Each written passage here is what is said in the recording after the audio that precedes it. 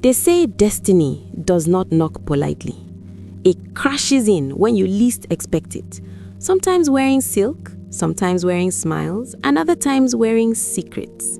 This story I am about to tell you is not just about love or betrayal. It is about choices, blind faith, and the dangerous beauty of appearances. Sit with me and listen closely, because Amanda's story begins exactly where many women believe they have finally won at life. Amanda was 25 years old, and by every visible standard, she had already arrived. She was the kind of woman people pointed at in admiration and whispered about in envy. Tall, graceful, confident, with a voice that carried authority even when she laughed. Amanda walked like she knew where she was going, and the world seemed eager to clear the path for her. She was not loud, but she was unforgettable, not arrogant, but impossible to ignore. By the age of 22, she had graduated from Lagos State University, a feat that already made her parents proud. But Amanda did not stop there. While others were still figuring out their next step, she followed a passion she had nurtured quietly for years: hair, luxury hair. Not just selling it, but branding it, understanding it, and turning it into an empire, strand by strand. Lagos watched in disbelief as her small business exploded into the biggest luxury hair brand in the city. With success came money. With money came influence, and with influence came attention. Men noticed Amanda everywhere she went, in boardrooms, at events, even in traffic. Some came with genuine love, others with shallow promises, but Amanda rejected them all without apology. She had made a decision long ago that she would never settle for less. She wanted a man who matched her success, her ambition, her taste for excellence. To Amanda, love without luxury felt like compromise, and compromise felt like failure. People warned her, friends whispered, elders advised. They told her wealth did not guarantee happiness, that perfection was an illusion. Amanda smiled politely and ignored them all. In her mind, she was not asking for too much, she was asking for exactly what she deserved. And so, she waited, confidently, patiently, until fate decided to test her certainty. It was her best friend who suggested the trip to Spain. A vacation, she called it, a break from Lagos noise, business stress, and endless expectations. Her friend was successful too, but unlike Amanda, she was married with 2 children. She told Amanda, "You need air, not another achievement." And so, Amanda packed her bags, unaware that she was also packing her heart for a journey she would never fully return from. Spain welcomed them with warm nights, soft music, and a kind of freedom that made time feel slower. On one calm evening, they sat at a luxurious lounge, laughter in the air, glasses clinking, the kind of peace money buys temporarily. Amanda was lost in conversation when suddenly someone brushed past her shoulder. It was brief, accidental, but enough to pull her back to the present. She looked up, and for a moment, words failed her. The man standing before her looked unreal. Tall, dark-skinned, broad-shouldered, dressed in a perfectly tailored suit that whispered wealth without shouting. He smelled expensive, not loud, refined. His face was calm, confident, almost sculpted, like someone who had never doubted his place in the world. Amanda's heart skipped, not from desperation, but from recognition. This, she thought, was the picture she had been waiting for. The man apologized with a warm, controlled smile, then walked away before she could respond. Amanda watched him disappear into the crowd, stunned, confused, and uncharacteristically speechless. But destiny was not done. The next day, Amanda saw him again at the same lounge. This time, she noticed everything. The way he sat, composed and confident, the way people subtly respected his presence. She wanted to approach him but held back, afraid of appearing eager. Unknown to her, the man had already noticed her. He stood, walked toward her, and politely asked if he could sit with her. That was how it began. His name was Gabriel. He spoke calmly, intelligently, apologizing again for the previous day. Amanda introduced herself, and conversation flowed effortlessly. They talked about business, travels, life, and ambition. He was older, mid-30s, mature and grounded. Before the evening ended, numbers were exchanged, and Amanda felt something shift inside her. Not excitement alone, but certainty. What Amanda did not know, what no one could see, was that some doors opened beautifully, not to welcome you in, but to trap you quietly inside. And that, my dear listener, is where the real story begins. After Spain, Gabriel did not disappear like most holiday encounters do. He called, he texted, not excessively, not desperately, but consistently. His voice was calm, reassuring, steady. He spoke like a man who knew exactly what he wanted and was never in a hurry to chase it. To Amanda, that alone felt different. Most men tried too hard with her. Gabriel never did. Back in Lagos, Amanda's life returned to its fast pace. Meetings, suppliers, influencers, luxury clients. Yet somehow, Gabriel fit seamlessly into her schedule. When he invited her to dinner, it was never rushed. When he showed up, he was always on time. And when he spent money, he did so effortlessly, like it was the most natural thing in the world. Private jets, 5-star hotels, business class dinners that turned into quiet conversations about life and legacy. It was then Amanda discovered who Gabriel truly was, at least on paper. He was a multi-billionaire businessman, the CEO of a powerful Nigerian company with branches across the world. His name carried weight. People recognized him. Doors opened when he walked in. And when Amanda stood beside him, she felt, for the first time, matched. Not above, not settling, matched. Gabriel did more than love Amanda. He invested in her. He expanded her business, connected her to international suppliers, helped her scale beyond Lagos. Amanda's brand grew faster than she ever imagined. People began to associate her success with his presence, and she didn't mind. To her, it felt like partnership, like destiny finally rewarding her patience. But love is not just in gifts and growth. It is also in closeness.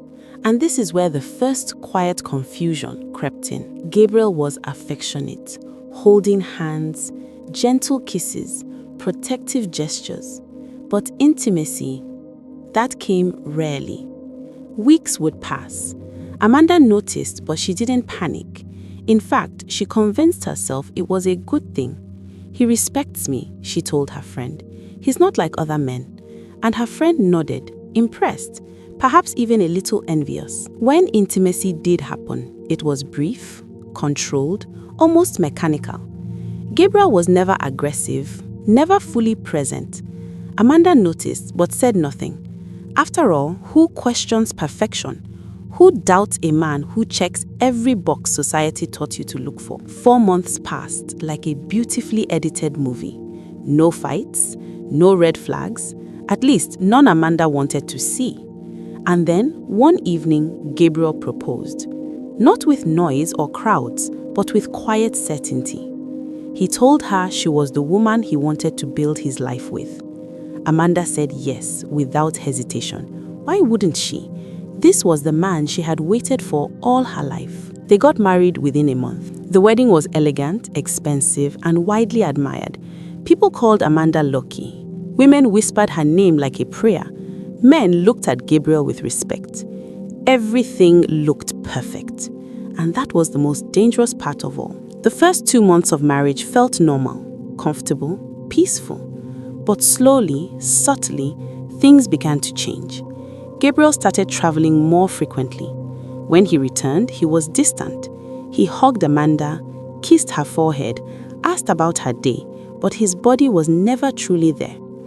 Nights passed without touch. Weeks passed without desire. Amanda tried to reason with herself. He's stressed. He's busy. This is marriage, not dating.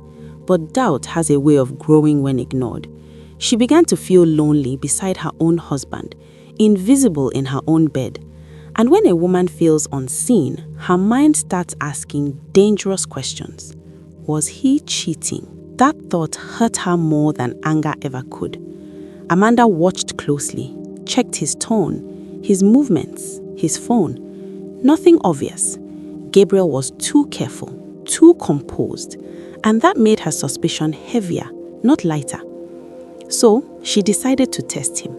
One evening, Amanda told Gabriel she had a long business trip to Vietnam, a full month away. He listened calmly, no surprise, no concern, no questions. He simply transferred a large amount of money into her account and told her to enjoy herself. That response sat strangely in Amanda's chest, but she smiled and played along. The next day, Gabriel drove her to the airport himself. He kissed her goodbye, watched her walk away, and left without looking back. Amanda did not board that flight. Instead, she took a cab to a quiet hostel not far from their home. For a week, she waited, observed, her heart beating faster with every day. On the 7th night, close to midnight, she returned home quietly, using her spare key. What she saw in their bedroom did not just break her heart, it shattered her entire understanding of reality. On their bed, their marital bed, was Gabriel, naked, entangled, not with a woman, but with two men. And as if that horror was not enough, Amanda recognized them. They were Gabriel's closest friends. In that moment, Amanda's world did not fall. It collapsed. And before she could even scream, Gabriel looked up, calm, cold, and her nightmare deepened. Because the man she married was not afraid of being exposed. He was ready to destroy her if she spoke. There are moments in life when time does not move forward. It freezes. Amanda stood at the doorway of her bedroom, unable to breathe, unable to scream, unable to understand how reality could twist so cruelly in a single second. The room smelled unfamiliar, heavy, suffocating. Her legs trembled, but her eyes refused to close. What she was seeing could not be unseen. Gabriel did not jump. He did not panic. He did not scramble for excuses the way guilty people usually do. Instead, he calmly disentangled himself from the two men beside him and sat up on the bed like a king disturbed from sleep. His face carried no shame, only irritation, as though Amanda was the one who had violated something sacred. The two men froze, fear written clearly on their faces. They avoided Amanda's eyes, scrambling for clothes, whispering apologies that sounded meaningless in the thick silence. These were men who had eaten at her table, laughed in her living room, toasted to her marriage. Her knees buckled and she held onto the wall to stay standing. "Leave," Gabriel said to the men, his voice low and commanding. They didn't argue, they left immediately. Amanda expected tears, she expected rage, she expected herself to collapse. Instead, she felt hollow, like someone had scooped her soul out and left the body behind. Her mouth opened, but no words came out. Before she could ask a single question, Gabriel stood up, wrapped a robe around himself, and walked toward her slowly. "You weren't supposed to see this," he said calmly. That sentence broke something inside her. Not "I'm sorry," not "let me explain," not even "this is not what it looks like," just "you weren't supposed to see this." Amanda finally found her voice, but it came out cracked and weak. "How long?" she asked. Gabriel looked at her, studying her the way businessmen study risk. He replied, "Long before you, long before Spain." The truth landed like poison. Everything, the distance, the rare intimacy, the perfection, suddenly made sense. The respect she thought she was being given was not restraint, it was avoidance. The man she married did not desire her, he never had. When Amanda demanded to know why he married her, Gabriel's answer was colder than hatred.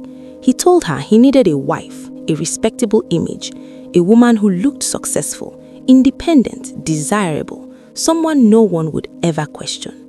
Amanda had been perfect for the role. "You were never meant to be more than that," he said. That night, Amanda cried until there were no tears left. But what followed was worse than heartbreak. Gabriel threatened her. He told her calmly, without raising his voice, that if she ever spoke a word about what she saw, he would destroy her. her business, her reputation, her parents, her siblings. He listed names, addresses, accounts.